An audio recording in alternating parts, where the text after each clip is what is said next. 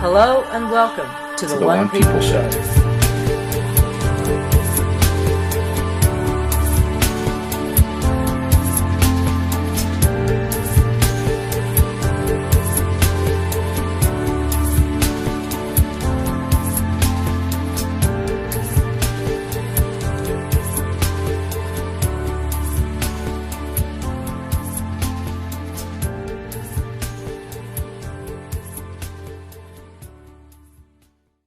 Hello and welcome everyone to this week's One People Roundtable. Sorry, I'm laughing. We are now already started, guys. And we've already been chatting for quite some time before we decided to actually officially start. We forgot to actually start the show. We started talking 15 minutes ago. Oops. But you'll never know because it's not going public. It's not going public, but we were talking about, no, never mind. I didn't say nothing. I said nothing. Yeah, thank you for the reminder that we should actually officially sort of kick this thing off. So, now Dee and I have not had a chance to talk at all during the week, so I have no idea if anything's blown her away this week or not. I got rabbit holes. Sure. I got rabbit holes. You got rabbit holes? Oh, I got several rabbit holes. Hold on. Which one would you like to kick off with? Well, I don't even know. Well, no, I do. Fuck, I don't think I've got it loaded up, though. I think it's the one page I don't have loaded up. Okay. In the chat room, Jeff, can you throw me the link to the article I put in 2 days ago about the Torah and the Talmud and the Mermaids? We got to pull it out. Oh, man. Because I called it. Look what's about to show up. I'm sorry. I just literally... Did they make it into the King James though? That's where all the changes are, or have been. Well, if you're talking Hebrew scriptures, the Hebrew scriptures come from the Torah, the Talmud. Do you know what I mean? Like, if you believe the timeline that they set out, i.e. they were written first and the Bible came afterwards. So. Okay, hang on. Let's see if Jeff can pull it up for me. There's some commentary, though, that the mermaids, or at least not the word mermaids, but that apparently men had sex with fish. Yeah. Dolphins, not fish. Dolphins, or something of that nature. And that they were half man and half fish, which technically would be a mermaid. Technically would be a mermaid. But that it's always been there. Hasn't it always, wasn't there some commentary about it's always been in the Talmud and the Torah? Because I'm confused. Well, this is the thing, and this is what God I wish is the one time where I wish I actually read Hebrew to go back in and kind of do this. So I don't know if we've gotten the link yet. I can go look for it if I have to. So basically, this article I put in the Unfuckers room, and I will link it here with the show. It's written by a woman who is studying the Torah, or a person. I'm not sure if it's a man or a woman. I think it's a woman. Nothing to do with Mandela Effect. Nothing at all. It is seriously a serious Bible or Torah Hebrew discussion. And she's reading a very boring part of Exodus, actually I think it was Leviticus. And she's saying really, really boring. But then they're talking about something to do with trade, or what offerings you could give unto God, and there's a whole list, gold, silver, fine woven threads, blah, blah, blah, dolphin skins. And this person goes, whoa, wait a second. Dolphin skins. If the Israelites have been wandering the desert for 40 years, where the fuck would they get dolphin skins from? So she goes down this rabbit hole of trying to find, wait, what is this fucking word? And she starts going through all of the Torah scholars. So like over history, there have been obviously famous rabbis who've been the Torah scholars who decipher the ancient Hebrew and what it actually means.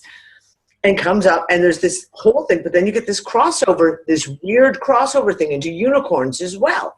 Because one of the animals they talk about could be a dolphin, but it also sounds like it might be a narwhal with the big horn on its head. Then there's this story that basically Moses, when he was building the tabernacle for the holiest of holies, used an animal appeared, described as a unicorn. Basically, it a kosher animal that they could sacrifice, and it was used, the horn, the skins, whatever were used to build the holiest of holies, the tabernacle, and then it instantly went extinct. And apparently somewhere else in the Talmud, which is one of the other Hebrew holy books, there's some connection to unicorns and unicorns living underground, which I also found really fucking interesting. But then she goes back to this whole dolphin thing. And there's a scripture, or they don't call it a scripture, but for my lack of Hebrew understanding, the equivalent of a scripture in the Torah that basically says, oh God, I wish I had it. Is that it? Jeff's got it. Hold on, guys. I will find this and pull this up because I got to read this one. Here it is. This one. No, 1,000 messages just appeared on my wall. No, go away. Okay. So I'm going to read this one piece. Actually, here, I'll pull it up on the screen share. Give me 2 seconds here. Screen share. Okay. Can you guys see that, Lise? Can you see that? Yeah. Okay, so they go through this part here. Let me just find it. So here we go. So that's not all. And tracking down the dolphin brought me to another strange creature before the hunt was over. A friend pointed out to me that dolphins actually are mentioned explicitly in the Talmud. Dolphins are fruitful and multiply like human beings. Well, one of these famous rabbis said that dolphins are the creatures of the sea. That's all fine and well, but what gets really crazy is all the commentators. And she gives a list of various scholars saying, seem to follow a different manuscript that reads, dolphins are fruitful and multiply from human beings. And Rashi, this one biblical scholar or Talmud scholar, explains as follows, when human beings mate with them, they become pregnant. Then there are creatures in the sea which have half human form and half fish form, i.e., mermaids. Now this is in the Talmud.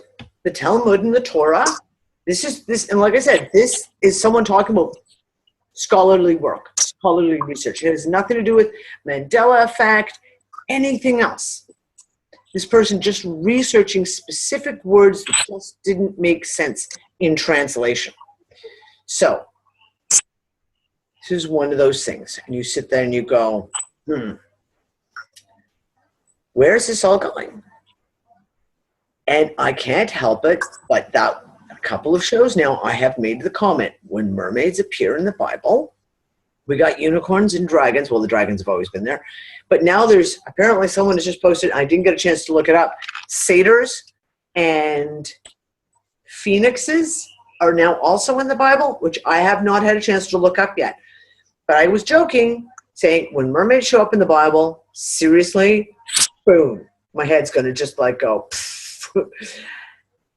well, mermaids, this discussion showing up in the Talmud and the Torah, those should be, by linear time history as they try to tell us, the precursor to the Hebrew scriptures of the Bible.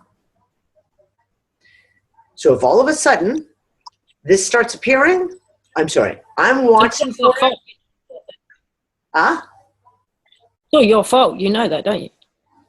Hey, at least I didn't manifest Satan taking over the planet. Mermaids, relatively harmless.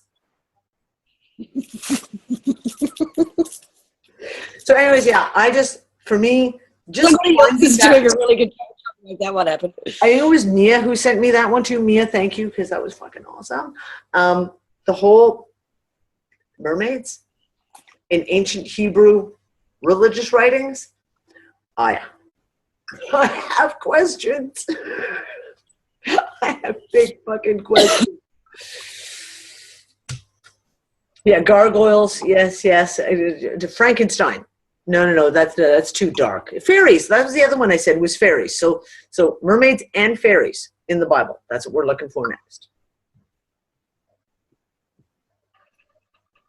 The hobbits. Hobbits. I don't know. They might eat everything. Smoke all my cigarettes. Fucking that's awesome. That's fucking awesome. Anyways, yeah, I had to talk about that one right off the hop. And I mean, Nate, unfuckers, the biblical shit, it's almost every day that there's a new word, there's a new phrase, there's a new something. There's even a new change in Ordinary. the Lord's Prayer. And Another one. Yes, there's a change within the Lord's Prayer. There's another change that's in there now towards the end of the Lord's Prayer, and I can't remember what it is now. Yeah, be the watcher of your thoughts. I'm manifesting mermaids and fairies. That's perfectly fine. Got to start small. Work our way up to the big stuff. Well, in terms of 3D fuckery, we did have the yet another announcement of yet more trillions and trillions and trillions. $6.5 trillion that the Pentagon Somebody has cannot account. seriously had a hole in their pocket that all this shit just keeps, they just keep losing it. How just keep losing it?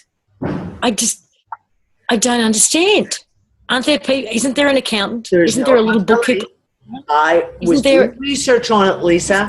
In 2003, there were new laws passed in the States that every government department had to undergo a full audit once a year to, legally. Like they had to go through a full audit to do all the accounting. The only department that has never, ever fulfilled it is the Pentagon, the Department of Defense. Not even once. So here you go. You talk about legal versus law. They passed a law saying they have to do it. You lose a couple of trillion once, and then, all the evidence of that may well be hidden in the World Trade Center just happens to disappear the next day, and oops. And the Pentagon, that area of the wing of the Pentagon that had all the records. Then when was the next one? A couple of years ago? They did it again. But yet, there's been a few of these all along, right? So, for example, there was in the Iraq War, the Pentagon couldn't account for something ridiculous. It was like $200 million or $200 billion maybe of equipment in the Iraq War that just went missing. Because they just left it there because it couldn't be bothered bringing, some of it was like they couldn't be bothered bringing it back to the States when they brought troops back, so they just abandoned the shit there. And you wonder what ISIS is running around in Toyotas for. Just saying.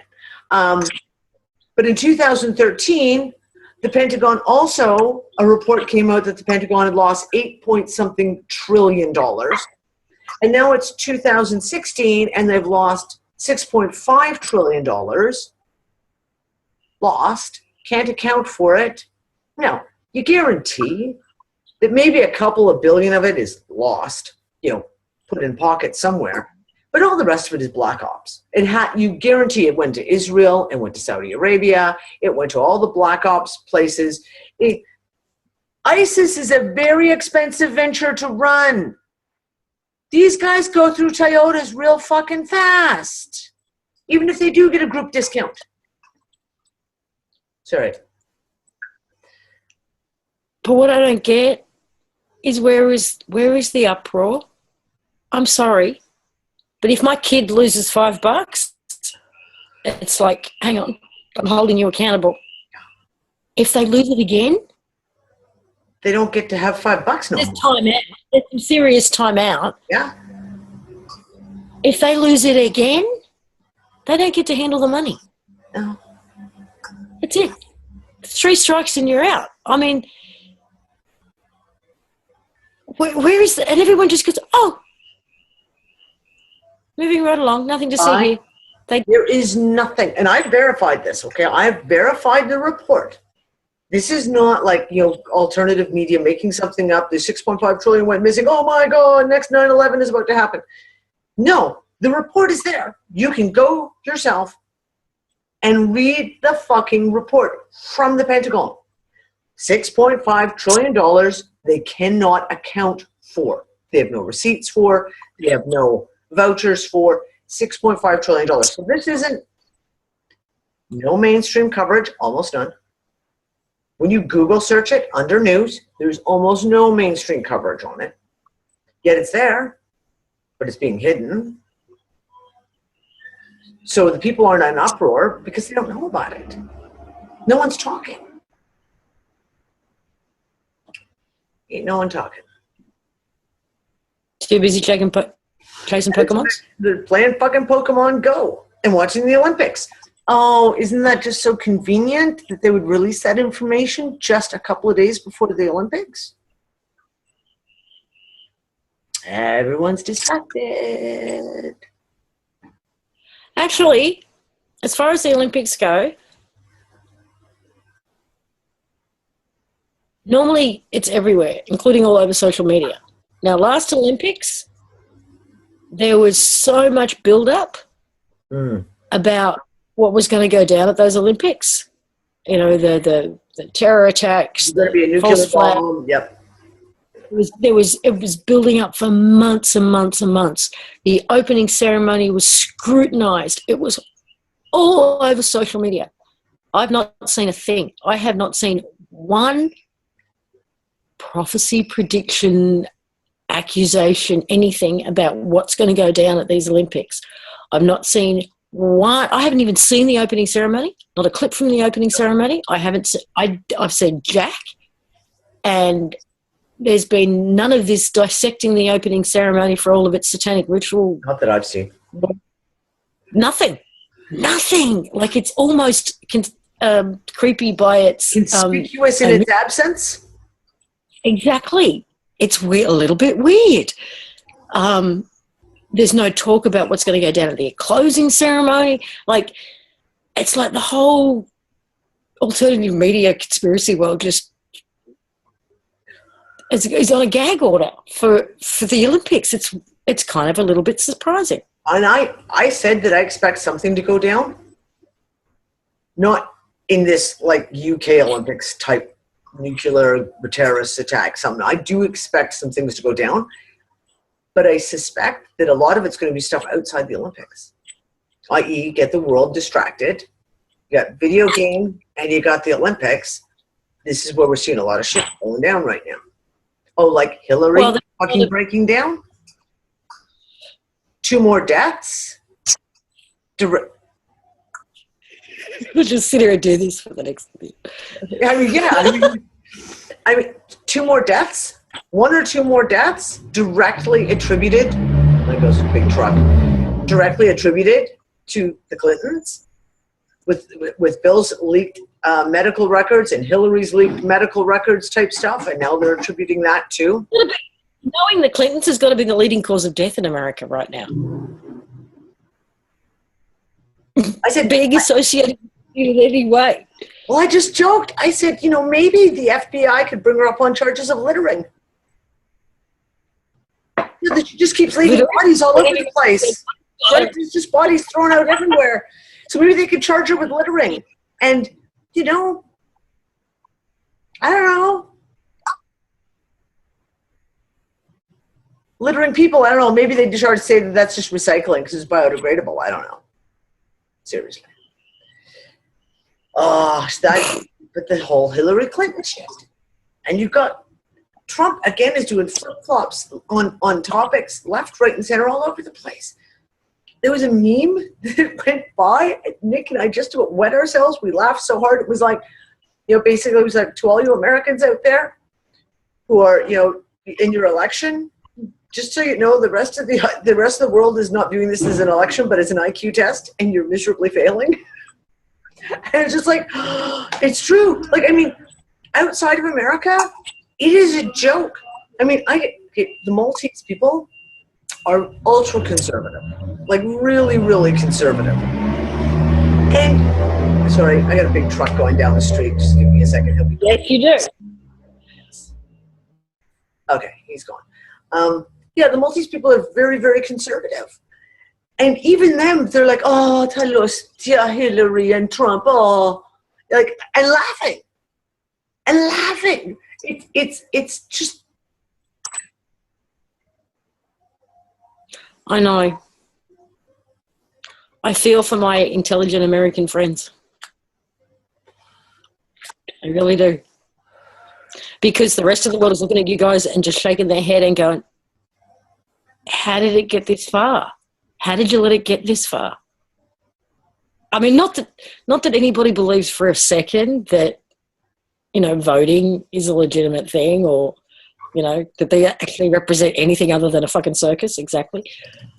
But you've got to at least have the premise, the facade of legitimacy. Something. And that has so gone with these two. The facade is gone even. You can't sell this as legitimate. No. Well, we want to everybody outside of the United States. What? This is about as transparent. This election in the States is about as transparent as you can fucking get. You can't get any more transparent than this.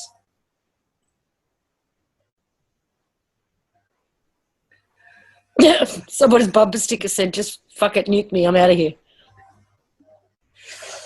Yeah, I mean, I feel like this is... Let's just, you know, for a second, assume that they are actually playing that game of trying to wake us up by throwing things in our face so blatantly. It's like, guys, what's it going to take? Wake the fuck up. How bad do we have to be? This is part of that. It's like, here, we're going to give you these two to choose from. Here's your two clowns. They'll vote.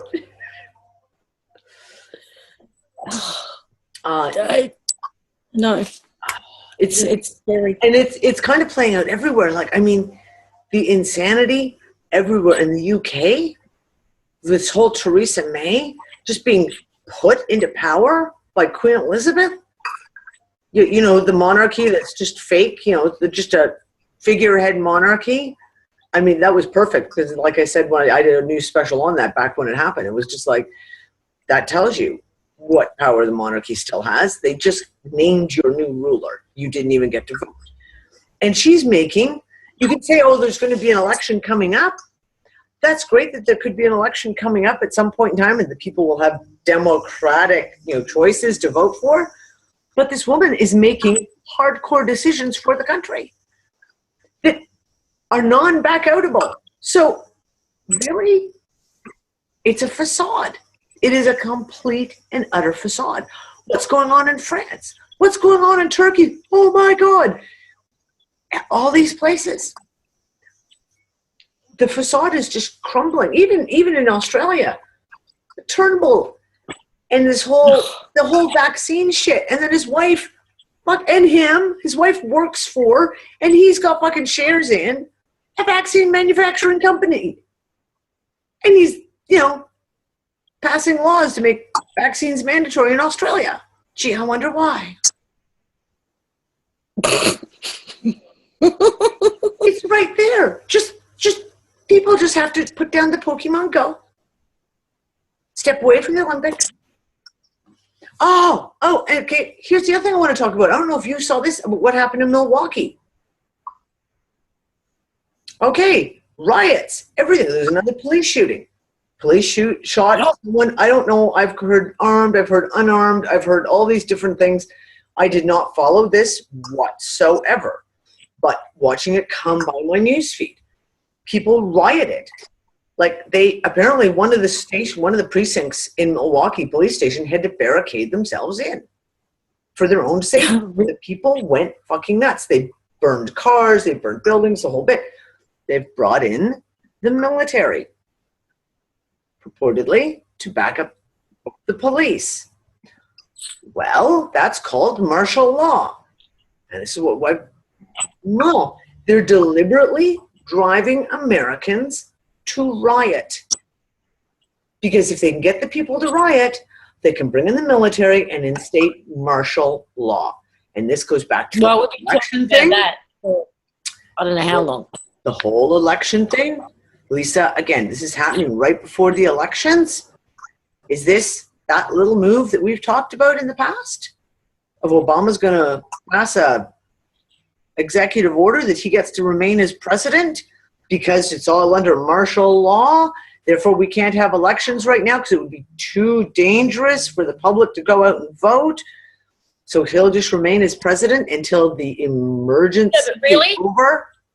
You're never at war. America, whether you want to call it a war on drugs or the war on cancer that started in the 40s, or the war on terror. Or whatever you want. There's, as long as you can, it's why it's never called anything else but a war on. That's why it's because that way it comes under the banner of, war. Yep. And as long as you're under a state of war, martial law can be imposed. And all they need is an excuse. We've been talking about this for 2 years. Yeah. Then they've been provoking the American people and poking the bear every opportunity and from every angle, trying to get them to revolt, trying to get them to fight back. The false flags, the talk about taking off your guns because they know that that'll roll you guys up. And every time they tell everyone they're going to take away the guns, gun sales go through the roof, ammo sales go through the roof. Oh, who controls the ammunition in the gun companies? Really? So, I mean, I know you guys listening know that it's just a ploy to get you to fight back. And yet at the same time, I don't see it as all that avoidable, because the pressure is going to continue and continue and continue and continue until it is fight back or just fucking lay down and play dead. Yeah. So I don't know, unless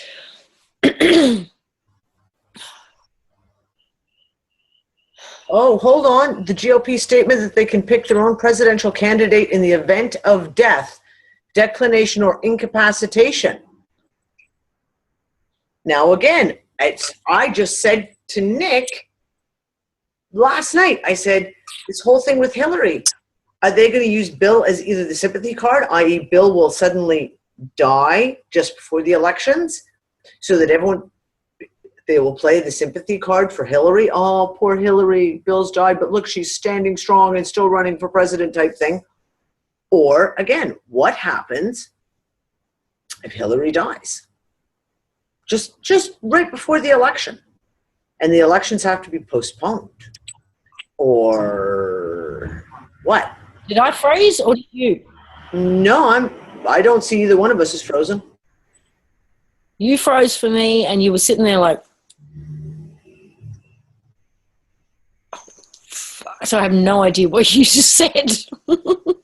Dani is not manifesting again. I do not consent. I'm merely commenting on what I see could be what plays out, i.e. that either A, Bill Clinton dies and Hillary Clinton uses that. It's used as a sympathy vote for her just before the election, or vice versa. She dies and it turns everything in an uproar, and then all of a sudden they have to delay the elections. Well, okay, a couple of things on Bill that I've noticed. Okay, one, he seriously does not look good, for starters, right? The man does not look like the same Bill even of 6 months ago. Nope. Not looking good. At the convention, watching him play with balloons was looking like a kid. Yeah. Without insulting anybody with special needs, he looked like a special needs child. Yep. Playing with balloons. And he was in this childlike state of joy and bliss with his balloons. It was very, very odd. And I don't know if it was at the same event or not, but there was a point where, I don't know if you saw this clip, Hillary turned around and Bill went in for a kiss and she just totally I didn't see that one. and turned around and kissed Obama. It was the weirdest. What? I mean, there's no way you can tell your husband's coming in for a kiss. He's coming in for a kiss. It's right there. And she just kisses Obama. It was cold. Yeah. Yeah, she doesn't know He what herself has been. Exactly. Actually, I think it was very...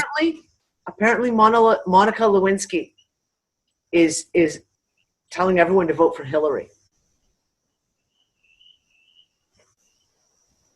Didn't read the article. The headline came by on my newsfeed. I just about peed my pants. It was so fucking funny. Then again, she might be afraid for her life, right? Because everyone else associated with the Clintons is dropping dead. She's probably got some pretty good dirt on both of them. So, yeah, vote for Hillary. Vote for Hillary. Yeah, vote for Hillary.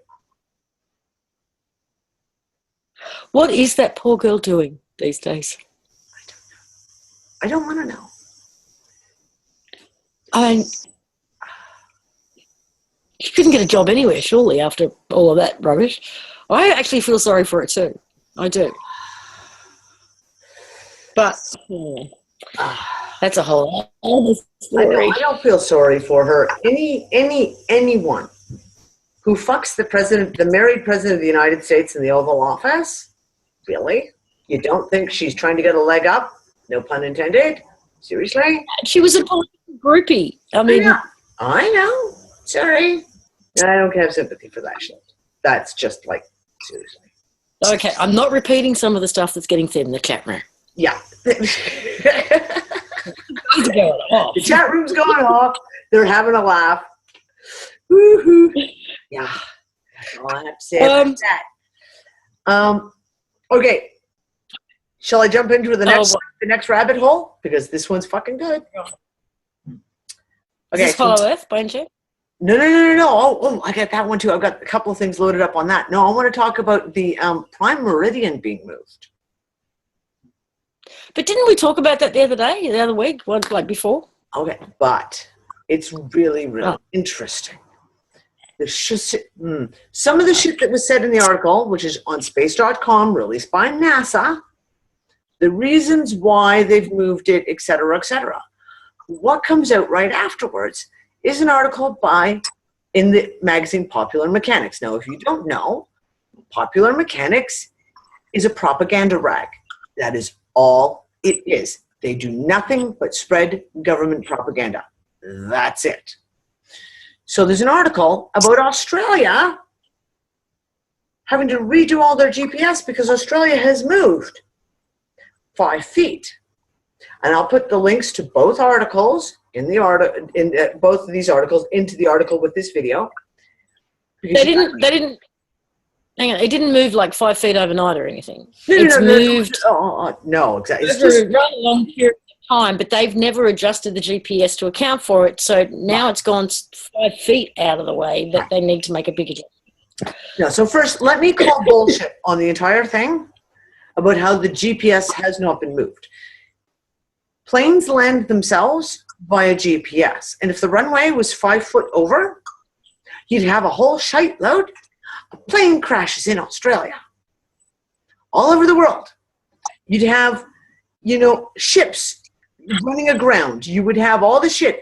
5 feet is all it takes to make a real radical mess. So as soon as they start saying things like, well, we had to shift the GPS because it doesn't line up anymore, you go, bullshit. There's something else on the agenda.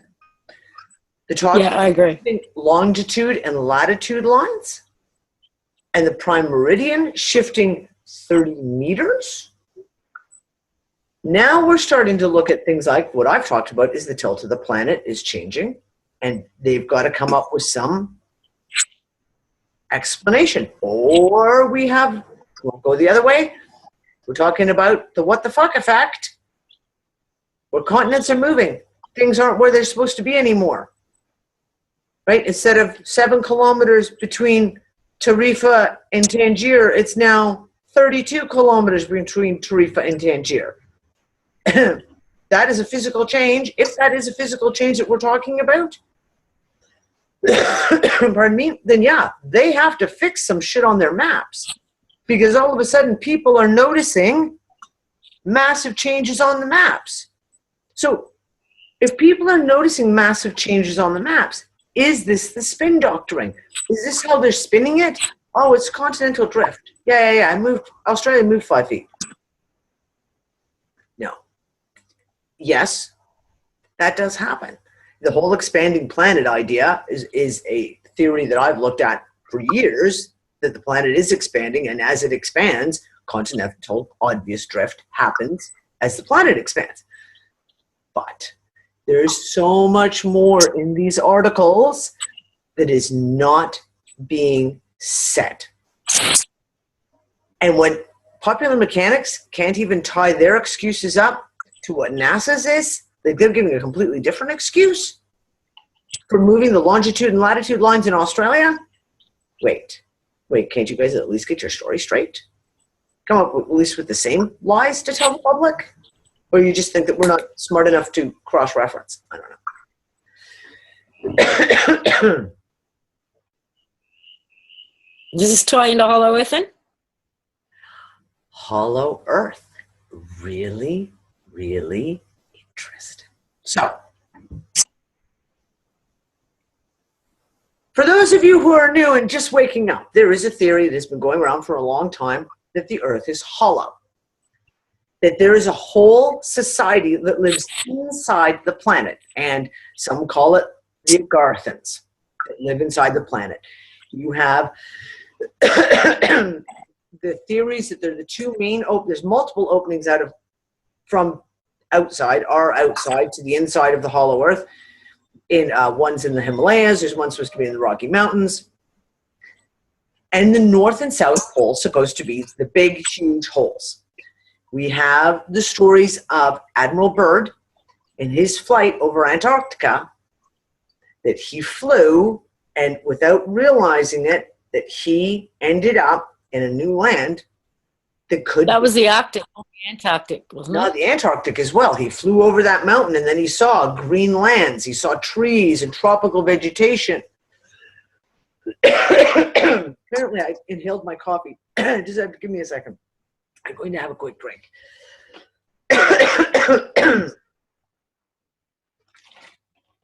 One should not drink coffee and talk at the same time, apparently. Well, actually, there's okay. Quite a few things. We've got the book that everyone sort of discovered a little while back called World Beyond the Poles. Yes, which I haven't had a chance to read yet.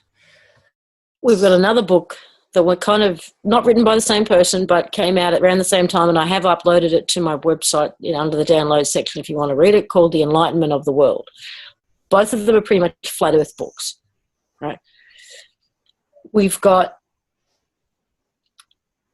so in the World Beyond the Poles, the premise is, I could see if I could try and find the image actually.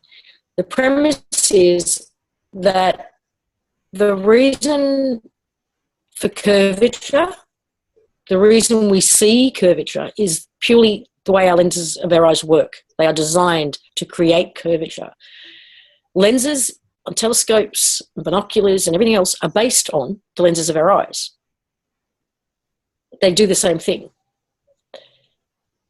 And that is what gives the whole universe this sense of curvature.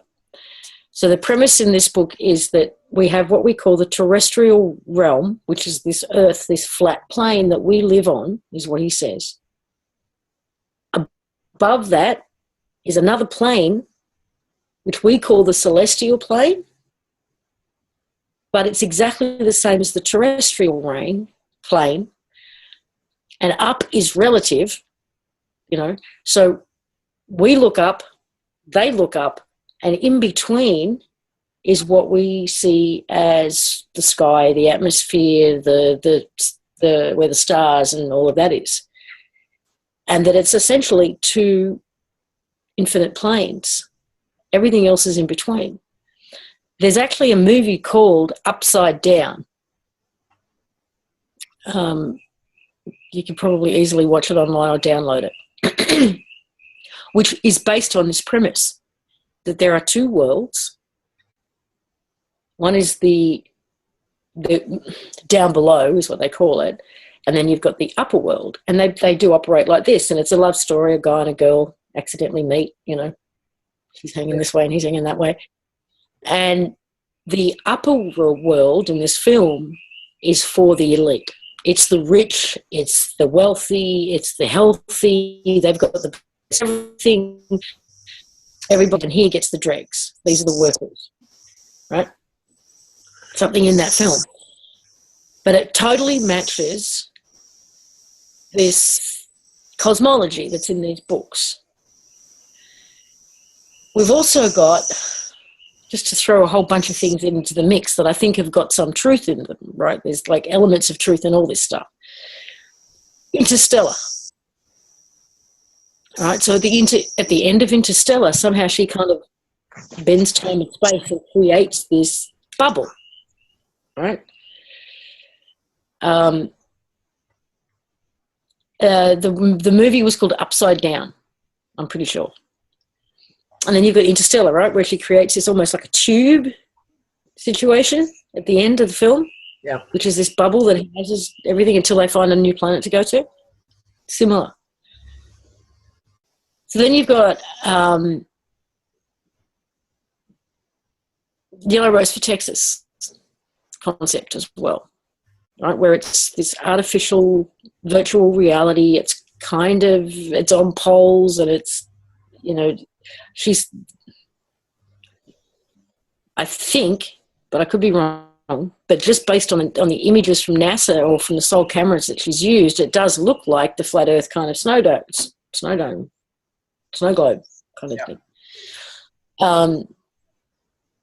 What else have we got? We've got this latest tree. We've got Hollow Earth, okay? There's another concept with Hollow Earth, which is that there are multiple Earths. They're inside each other. Like the Russian dolls, right? Russian stacking dolls. So it's not just a planet with a cavernous area inside the crust. It's that the Earth is actually like skin, and then there's another one inside, and another one inside, and another one inside. And that these also represent different dimensions.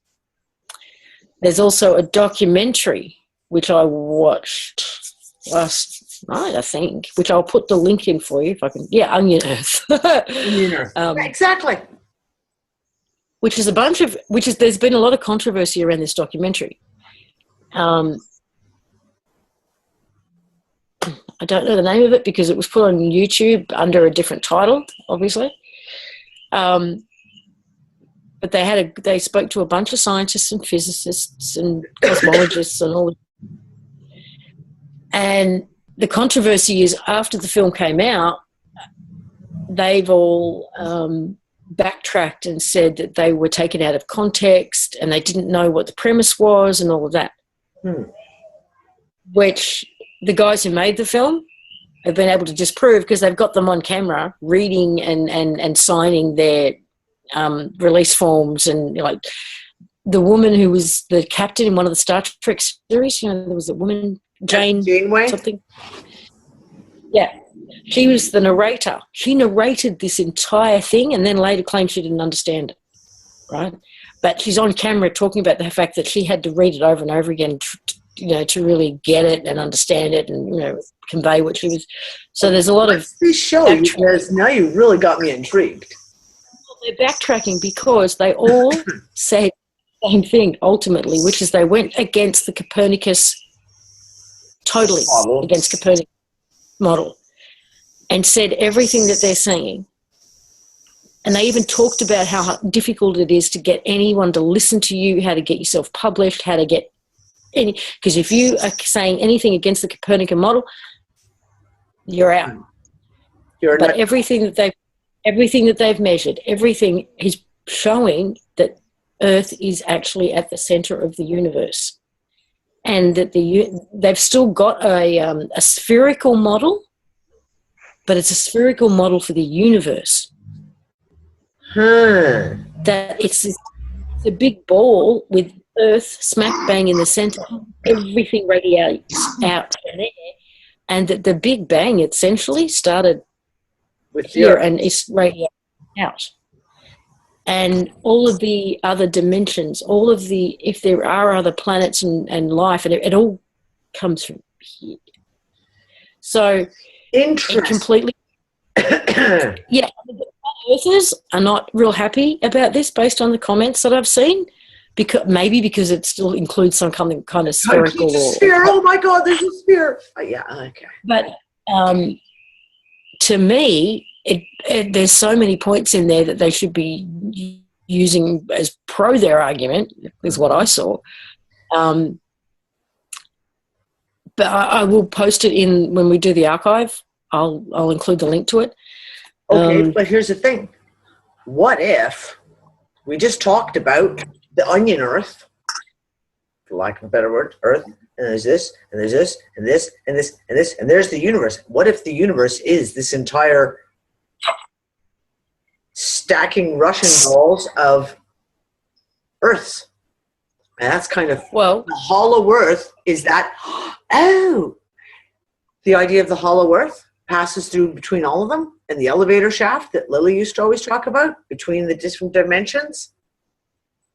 Well, this is what I was going to get to, was if hollow earth, this what we're calling the onion earth, the expanding earth, and also this whole idea of two earths or splitting. Yeah.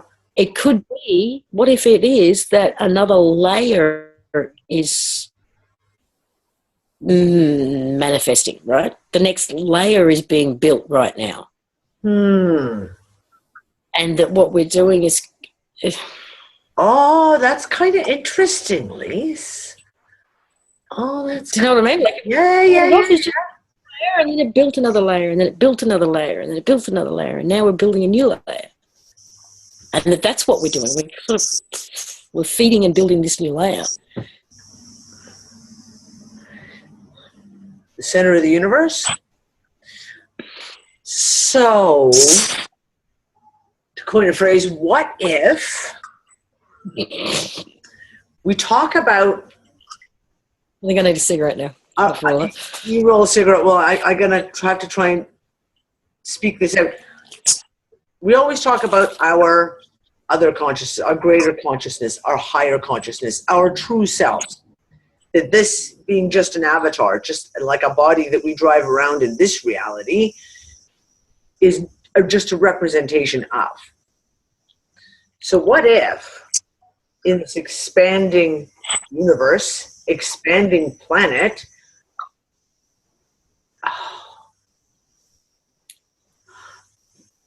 at the center is the us. And as it expands out, that's the fractals of us.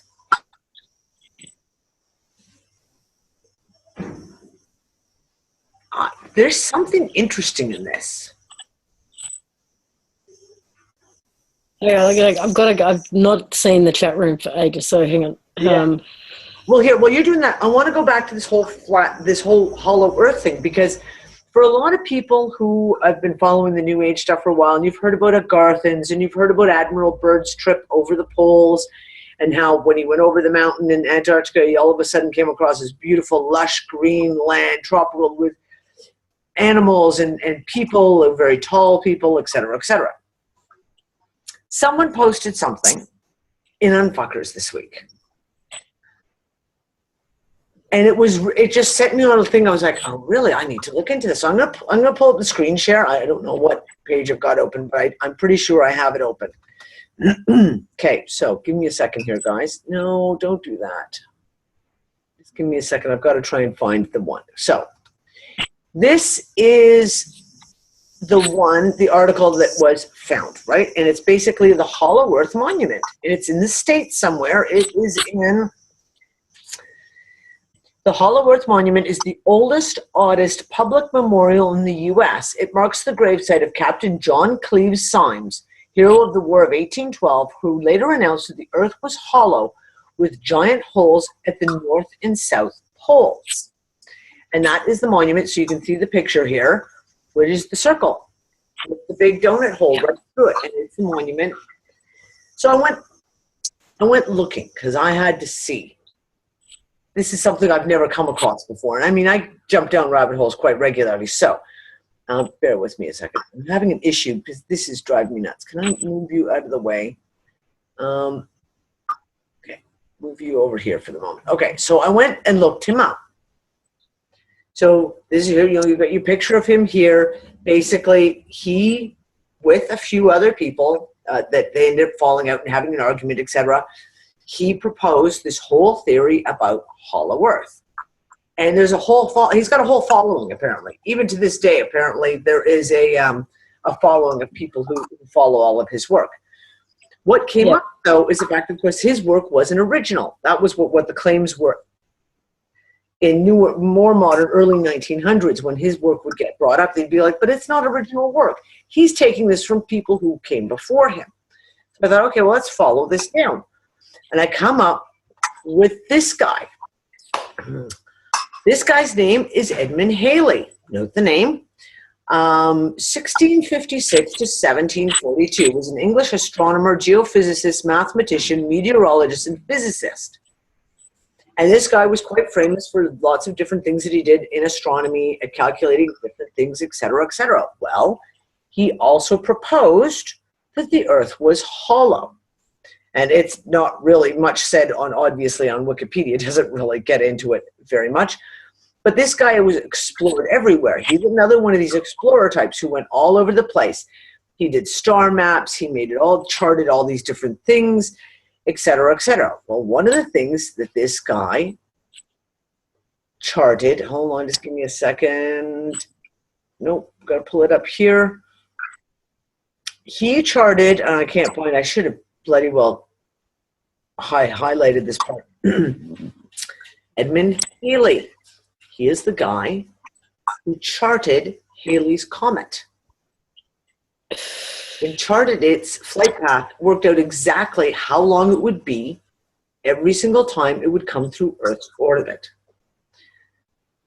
What I found really, really interesting though, Lisa, the U.S. has a scientific outpost in Antarctica, pardon me, called Halley Station, which is named after him.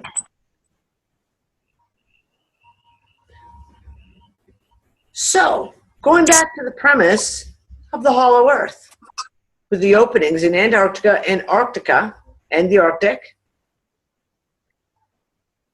and going back to the premise of that, this guy, he was an astronomer, he did all these things. Why would the U.S. have a scientific station in Antarctica named after Halley? None of his work really had to do with Antarctica at all. I can't remember which book it is. Sorry? Can't remember which book it is of the two that I mentioned, but one of them talks about the US having a station that's something like 1,200 miles beyond the point, classed as the South Pole. And I think, was it Russia also has one beyond. And that's what makes me laugh about all of this, Russia versus US shit. They're holding hands in so many places, in so many ways, and yet mainstream media would have you believe the Cold War is,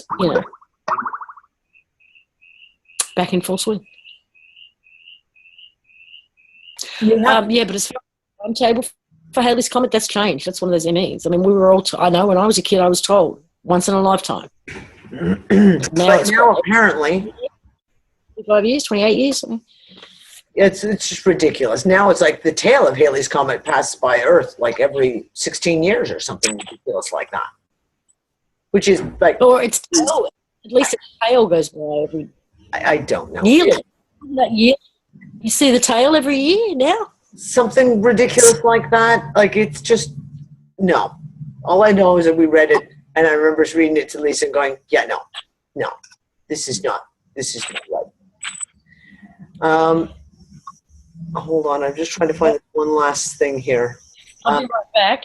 Just need to get some more water. Okay.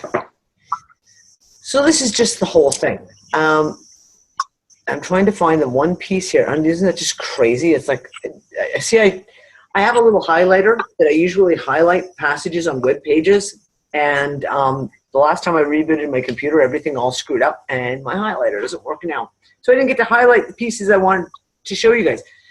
What was interesting is this guy, Haley, hypothesized that the entry into inner Earth is so gradual that you wouldn't even know you were going into the planet. That's how gradual it was. Which always comes back to this whole Antarctica shit, Greenland, all the stuff that we've been talking about, and Lisa and I have been talking about Antarctica for frickin' years now. About the secrecy around it. Admiral Byrd's flights. Again, there's something there. And when I look at like the whole concept of kind of the onion earth, as we've now named it the onion earth. And if there is the universe, and it just goes like this, in, with the different layers, if you will, all the way down to a central point, all the way down to a central point, with a big giant shaft, perhaps, big hole that links them all together.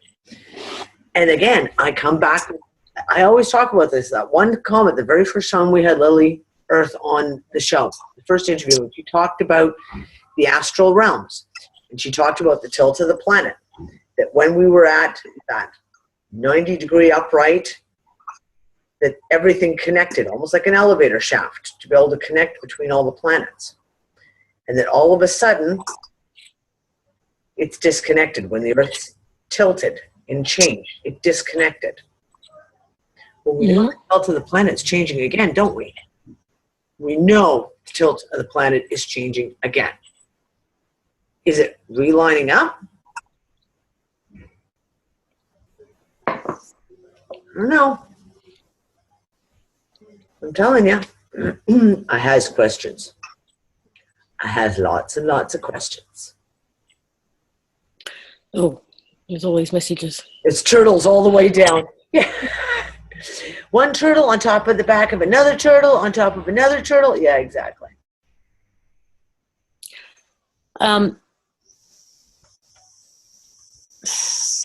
Yeah, the chat room's gone off. I'm so far behind I can't even. No, I think it's the other way around. I think that they're trying to deny that it's tilting. No, yeah, they're denying that the lies that they've been, like the ridiculous statements that have come out of NASA and those agencies in the last year to explain the fact of why the fucking stars are no longer in the right place. Insane.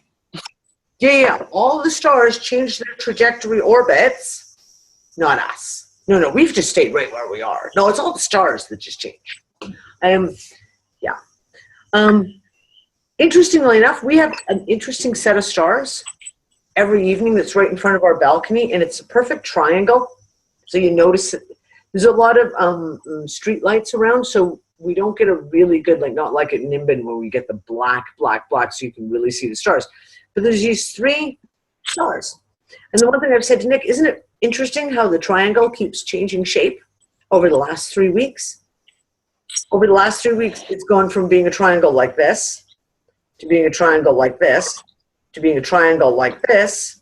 And last night, it was like a triangle like this with a really tall star up here and then two down here. It's like, well, I'm pretty sure that stars aren't supposed to move that way. I could be totally wrong. Astronomy is not, like the moon supposed to move the way it does? Yeah, well, the moon's not, and the sun's not supposed to rise in the northeast either. Go figure. And yet I have proof the sun is currently rising in the northeast. So. There's been a couple of videos. One came out from the Far Side Institute. I don't know if you saw that. Which one? The Far Side video, I haven't seen anything, so. No, that's true. Okay, so they have been doing an experiment on looking into the month of August. And they had 3 or 4 different remote viewers looking into August, and they all saw something cataclysmic. The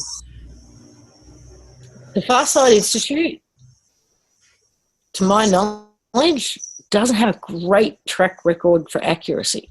I could be wrong. And it's kind of like Cliff High's Webbot, you know, in the sense of what he sees and what they seem to see is like these huge, like extreme worst case scenarios. And what ends up actually happening is something far less, far more subtle than what is projected. That's been what I've seen. I mean, people follow it more closely and can probably have a different opinion, but that's kind of my take on it. But apparently there's been I think another video put out by a different group. I couldn't be sure. Well, I do remember like 6 months ago, Lise, you and I were talking. There was all this shit coming up, and it was all talking about August. And I thought about it last night. I was like, oh, well, middle of August. Let the fuckery begin.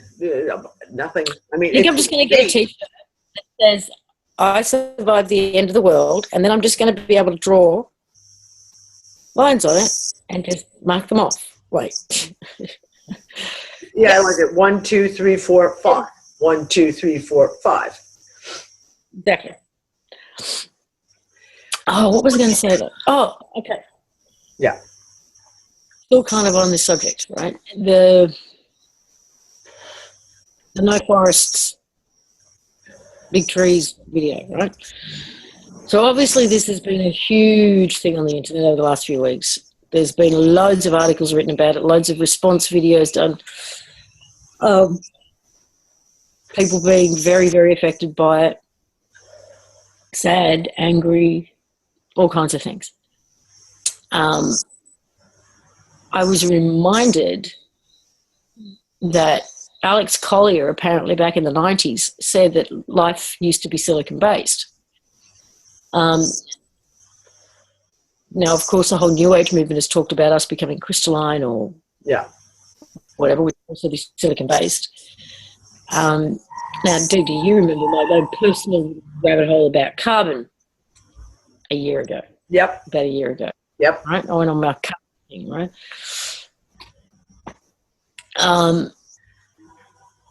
And that carbon is the 666, the number of the beast, the number of man. 6 protons, 6 neutrons, 6 electrons, whatever it is, makes up carbon and the number of man.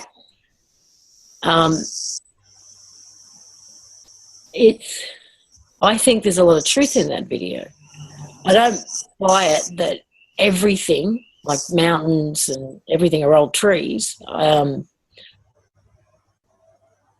But I think there's definitely something in it. And was Michael Monk all about silicon? Well, it's funny you mentioned him, Jeff, because he came up into my mind like 10 minutes ago when we were talking about something else. Was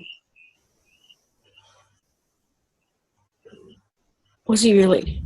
We will all be aluminum-based if they keep spraying us and injecting us. Yeah, we're all going to be aluminum-based. And we'll bleed mercury.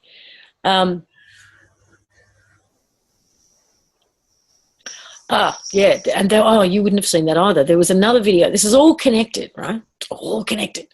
There's another video I shared. It's a 4-part silent series, just kind of using Google Earth and going all over the place. Called. See, I need my pen so I can write notes. So I remember to put the links in.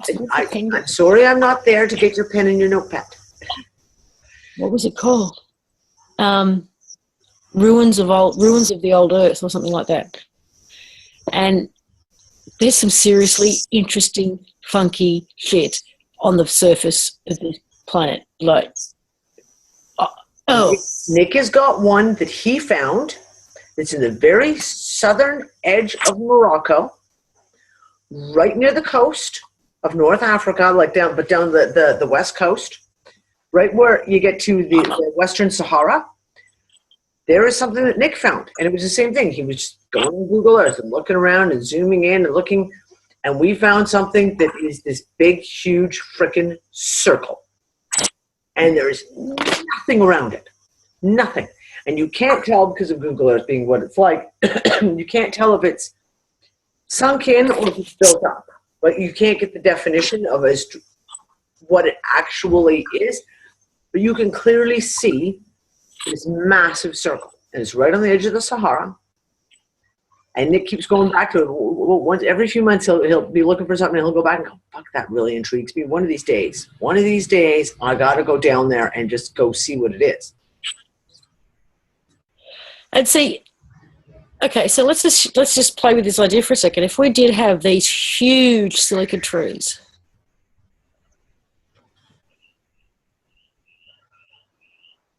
there's more coal. More coal, and what about all these crystals? Where did all the crystals come from? What if the crystals, say all these huge trees, and the big flood came, Noah's flood, whatever, the cataclysm that everybody seems to agree actually happened at some point. Yeah. And that's where all the crystals have come from, is all of these huge trees. I mean, we've got these huge caverns and caves full of crystal. Yeah. There are so many geological anomalies on this planet. So many things that if you could gather all the local little people and little villages all over the planet together to tell you about what they have in their village, what they have in their town, all over the planet, there's these weird anomalies. There's bizarre stones that just strange shapes that just stick up. There are holes. Strange holes. We've got one here in Gozo that's just outside of Duera, and there's like a little bay of water, and then there's a hole, and it's like a perfect circular hole, and it goes like 90 meters straight down into the ocean floor at that area. And what caused this giant hole to form? It's a perfect circular hole, like someone took a drill bit and went boom, straight down, like a borehole that you do when you're mining. So many interesting geological things all over the planet. Yeah, I don't know. I mean, we can write everything off as a psyop and a distraction. Yeah. But at the same time, I counter that with we're in a time of transparency, and we're in a time of truth being revealed. We're in the time of the unveiling. So at what point do we stop being completely cynical and go, okay, we're getting what we asked for at some point? I mean, that's been my thing for 2 years now. Well, this was my comment to everyone, because they're talking about the trees in the mountains, that video, is a lot of people seemingly have gone right off the end with it. And they've gone, it's consumed them emotionally. From either spectrum, right? Either against or for, it's become the next flat earth. Do you know what I mean? Like this huge thing. And with all this stuff I'll just keep saying to people is just balance. Take the information in, store it away. And the next piece will make itself transparent, and we'll see how the puzzle pieces fit together. But we've got to be aware that we don't get so sidetracked that it becomes the be-all, end-all, and it becomes one of those things. One theory becomes the theory that you hold as a true belief and judge every other theory by. And that's what we're seeing happening. There needs to be that place of just where you can hold the information in neutrality and just go, okay, this is another piece. This is really, really fucking interesting. Really, really fucking interesting. It doesn't mean it's the only piece. It doesn't mean it's the be-all, end-all piece. And we have to stay in that place of being prepared for the next piece that comes out. I feel like what we're being given is tiny little snippets of a story. Mm-hmm. Flat Earth, Mandela, silicon trees, Hollow Earth, fucking onion Earth. The other bit about being the center of the universe. Yeah. They're all tiny little pieces of a bigger story.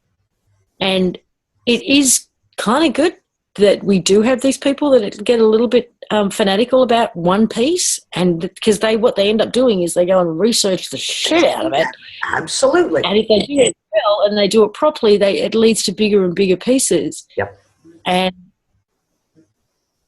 I don't know, I feel like we're in this frustrating place of whether we're writing the story or whether we're discovering the story.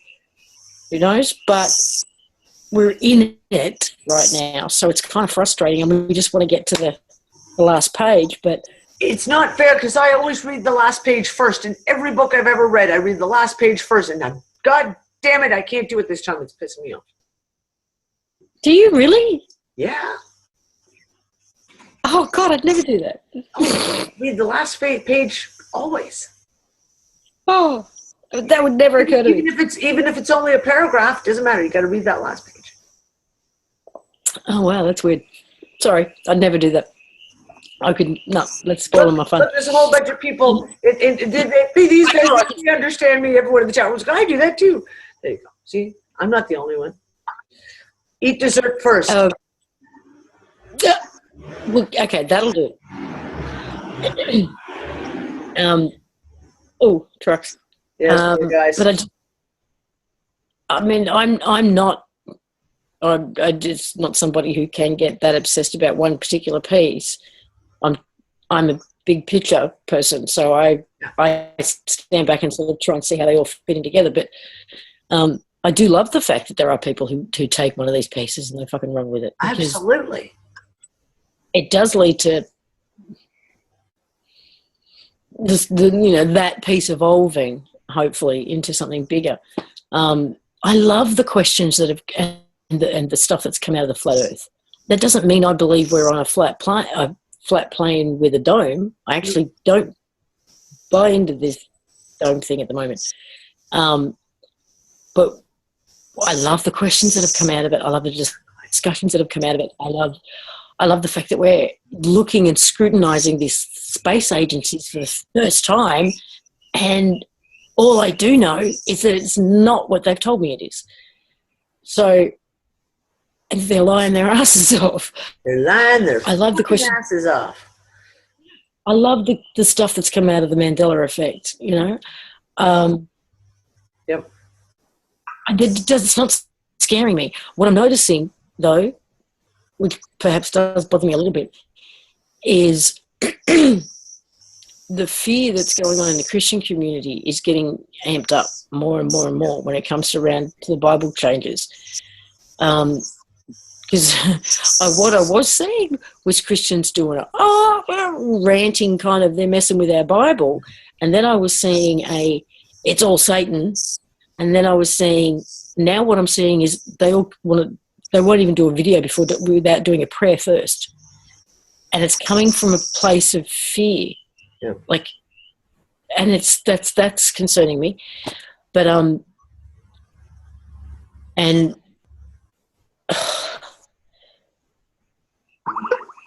the schism, the division that's happening just within that community itself. Yeah.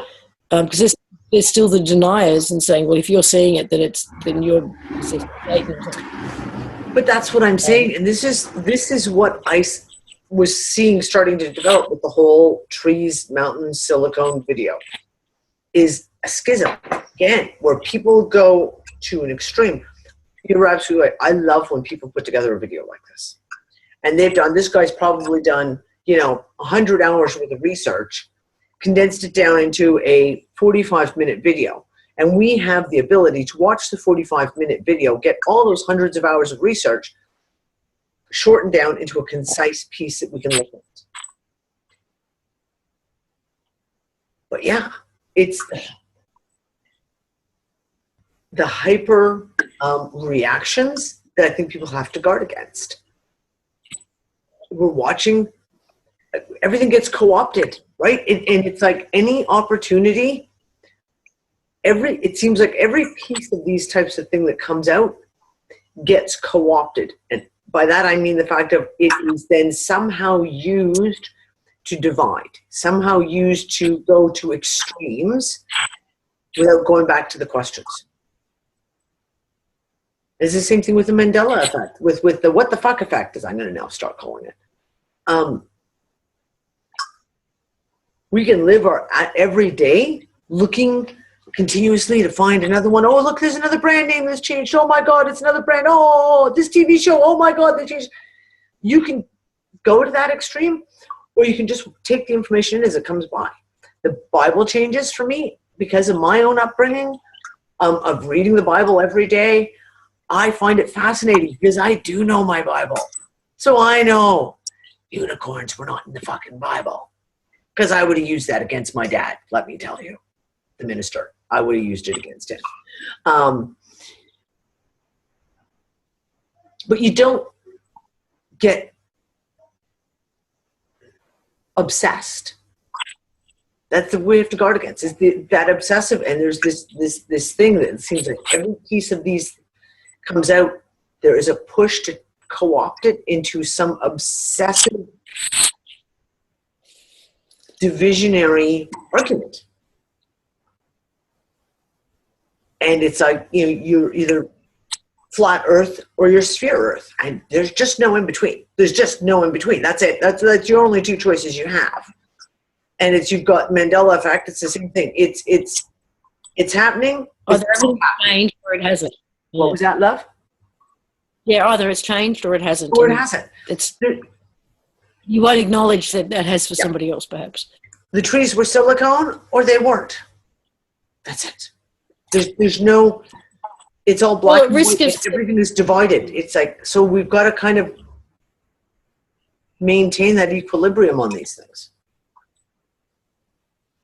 I'm actually going to have to probably stop this a little bit early because simply it's so cold and people are sleeping not too far away from me. So, but I want to just close on one thing, if that's okay. Yeah. And this is dipping into another very controversial, divided topic. But of course, we're at the end of the show. The free energy movement. Ah, yes. So Keshe, the Keshe Foundation. Now, Dee and I have been very critical of Keshe in the past. Yep. Not so much for the technology, because we didn't really look into it so much, more about Keshe himself and some of the statements that he's made and, you know, what have you. But we do have a group of people that we're both connected to who we know are very intelligent people who are very genuine people, and they've been following personally no. Yeah. That we trust completely. And they could smell a scam if there was one. And they've been working with this technology now for at least a year, if not longer. And longer in some cases. And it's as far as I can tell, this seems to be the real deal. I've played with one of the pens and I've had results. This really could well be free energy. It's out there. The blueprints are there. It's being open sourced. There is a production facility that is manufacturing whatever Keshe puts out officially. But for those who don't want to bother learning how to use one, build one or anything like that, you can just buy them. But all the plans are open sourced. There are people all around the world in these Keshe groups who are working together, teaching people, manufacturing. Yep. This is a game changer, guys. If this is everything it's being cracked up to be, which it looks like it is so far, this really is a game changer, because the generators are out, and they apparently just once you've built one or bought one, you plug it in and it just runs your house. Yeah. 5 kilowatt energy output, and they can be hooked up in series. So you can build 2 of them and hook it up and have 10 kilowatt perpetual. Well, he actually also said that they can ramp those things up to like 20 or 30. Yeah, well, this is the whole thing. They can be run in series. They can be upscaled to any size. But right now they're doing this. It's a 5 kilowatt per hour. 5 kilowatt per hour, I think. I'm not sure, but it is 5 kilowatts, and it is self-contained. This isn't running where you have to plug it into the grid. It's a self-contained. They've just released the blueprints, so anyone can take the blueprints and build it themselves. Nick and I are insanely busy at the moment, but we are, once we get to out of this insane high tourist season time, we will be looking heavily into it. And like I said, we've got a whole team behind us who are just phenomenal people who have done all the work, and are doing amazing stuff. They've taken the various blueprints that have already been out and run with it and built their own pieces and used their own instincts to build pretty incredible things and had amazing results. So we are watching, Lisa and I are watching this very, very closely. And whereas we don't have the time to follow tens of hours a week of workshops, we do have people who are keeping us on top of all the things that are coming out. I do know, and I'm just going to put this out there because a question was asked earlier on, although I didn't read it out. It was said, okay, so you do, we've talked about this before, a couple months ago at least, about the Sterling Allen stuff. Sterling Allen ran probably one of the biggest and first free energy websites called PestWiki. He was arrested a few months back for pedophilia, and Kesh is one of the people who apparently was involved in the testimonies to the FBI, apparently. Everything that Kesh had said, and I got into huge arguments, huge arguments, back when it first came out, which had been like June 2015, when he made allegations against Sterling Allen. I said, well, that I don't, allegations are one thing, there needs to be proof. I don't run with allegations, there has to be proof. And everything that he said basically has come to pass. This guy was arrested, he was charged with pedophilia, his computers were all taken away, and apparently he was part of a vast network. Kesh has just come out again, apparently last week or in the last few days, said that there is a hard drive with a terabyte of information about a massive global group of pedophiles who are all working, all linked together in some way, shape, or form, and that information is about to become public. It's also been handed to all the agencies, all the alphabet agencies. All the agencies have it, et cetera, as well. Now, the reason I'm bringing it up is because a certain person, and I'm not going to get into the names, let's just say a certain person wrote an article outing himself for having been involved with one of these pedophile groups. And what I was told, or what was said, sorry? Fox, the timeline of events that we know in regards to that was that Keshi put it out through a group that Sterling was being investigated. Yeah. And the investigation went on for 18 months, I think. Less than that, but a long time. And towards the end of that, Sterling went public on his own website, and was in the throes of actually making the moves to leave the country and go to Russia, I believe. Somewhere like that, like Russia. And they caught him just as he was about to leave. That was the story that we got on that one. And yes, it looks like there are some people who may be either in the process of or about to out themselves on their websites in order to preempt perhaps this announcement being mentioned in some of these documents.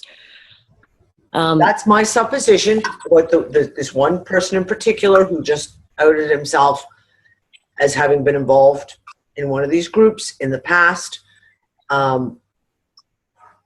where he really does try to twist it that he's the victim in all this, even though he was the PR person. Yeah. It felt to me like a preemptive. I'm going to get my story out there first and try and get the sympathy vote. Oh, poor you. You were caught up in a cult and, you didn't know what you were doing, et cetera, et cetera. Although he was also kind of blackmailed. And he was blackmailed. The reason he came out was because he was blackmailed. He was told, you will go public or we will go public for you. I have a feeling there could be a few more of these. There could be a lot more of these coming out as threats are being made. Anyone who has been involved, I don't know. I don't believe in coincidence. So Cache talking about a 1 terabyte hard drive full of all this information about pedophile rings and someone coming out within days talking about his own experience. I don't believe in coincidence. So, who are you talking about, Maria? I think the Queen of England. Oh, the Queen Lizard. Gotcha. The Queen Lizard. Well, their own website, didn't they make an announcement about that? I don't know. Briefly, I didn't actually see it, but... What? Okay, James, I need a link to that because I don't believe that. I got to have a hardcore link on that one. James is like, yes, I'll get it. I just said Turkey came out that they are changing their laws to allow sex with children under 15 now. I need a link.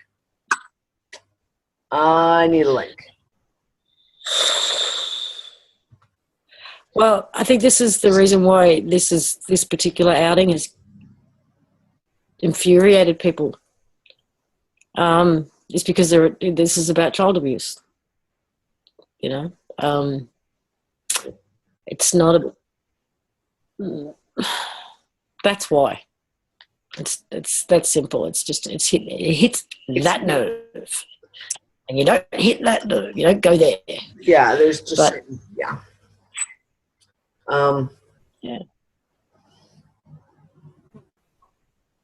Yeah, if you don't know what the cult, the Children of God cult is,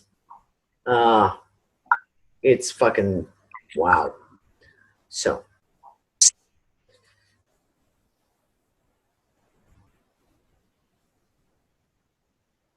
no, I'm sorry.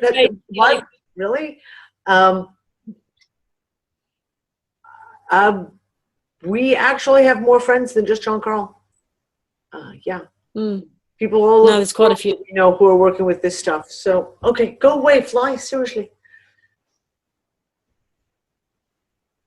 All right, I am going to have to go, though. So, I'm sorry to cut it short. Before she turns into a human popsicle. Yeah, it's kind of frozen.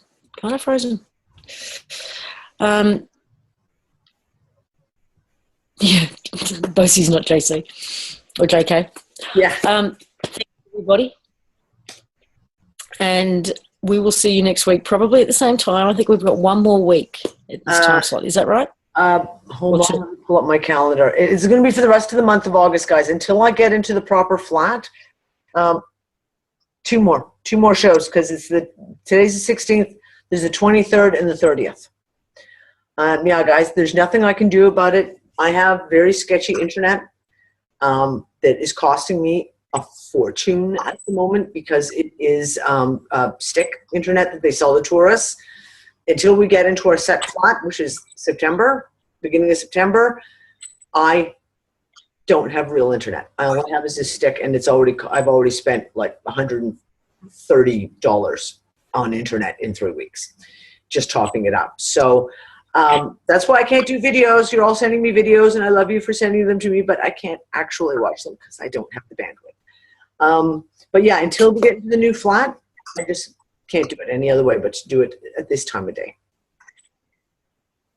No, my PayPal does not work, Connie. Unfortunately, I have a friend's PayPal address that I'm using at the moment because I still can't get my PayPal sorted out because they're fucktards. Yep. Yeah. All right. I will talk to you maybe before next week. We'll try. I want to hear more yes, about I'm going. seminar. So one day when you and Ben and sit down, I want to talk. Yeah. We will be working on that. But he's a busy boy too. So. Yeah. Okay, darlings, it was awesome seeing you all. We'll talk to you. Good night. Good morning. Good afternoon. Whatever it is for you. Bye. See you soon. Bye.